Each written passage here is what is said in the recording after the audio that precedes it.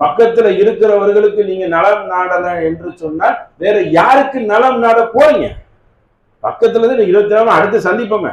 நாளை ஒரு கிலோமீட்டர் தள்ளி இருக்கிறவருக்கோ கொஞ்சம் தள்ளி இருக்கிறவருக்கோ பிரச்சனை வராது, வர வாய்ப்பும் கிடையாது. ஏன்னா அவருக்கும் இவருக்கும் சந்திப்பு அதிகமா நிகழாது. இவங்களுக்குள்ள உங்களுக்கு சந்திப்பு நிகழ்ந்துகிட்டே இருக்குமே.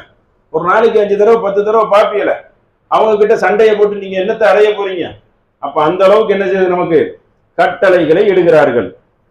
அபாதர்ரே நபிகள் நாயகம் கூறுகிறார்கள், அபுதர்கிட்ட சொல்றாங்க, அபாதர்ரே தபகத்து, நீங்கள் சமைத்தால் மறக்கஹு, இந்த குழம்பு ஆணத்தை வந்து அதிகமா கொஞ்சம் தண்ணி ஊத்திக்கிறீங்க, அதுல தண்ணி கொஞ்சம் சேர்த்துக்கிறீங்க, ஜீரானக்க, நீங்கள் பக்கத்து வீட்டார்களை கவனித்துக் கொள்ளுங்கள். ஒரு குழம்பு செய்யணும்னா குழம்பு கொஞ்சம் கூட்டிக்கிறீங்க.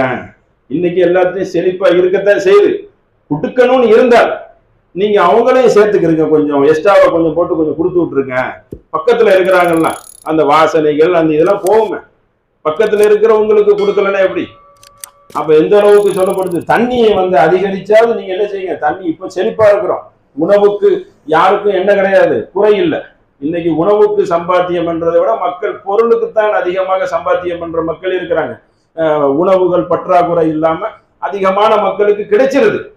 இன்னைக்கு வேறதான் உலக வாழ்க்கை தான், தங்கங்கள், கார்கள், பங்களாக்கள், வீடுகள். இன்றைக்கு விதவிதமான பொருள்களுக்குத்தான் பொருளை தேடி அலைகிறவே உடைய உணவுகள் எல்லாம் பற்றாக்குறை இல்லாம ஒரு அளவுக்கு கிடைத்து விடுகிறது.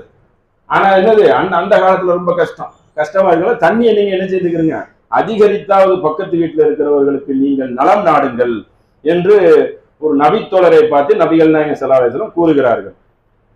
அதுபோக அவங்க கேட்கிறாங்க, அண்டை வீட்டார்கள் இருக்கிறாங்க, அந்த அண்டை வீட்டுக்காருக்கு யாருக்கு நான் முதல்ல செய்யணும்?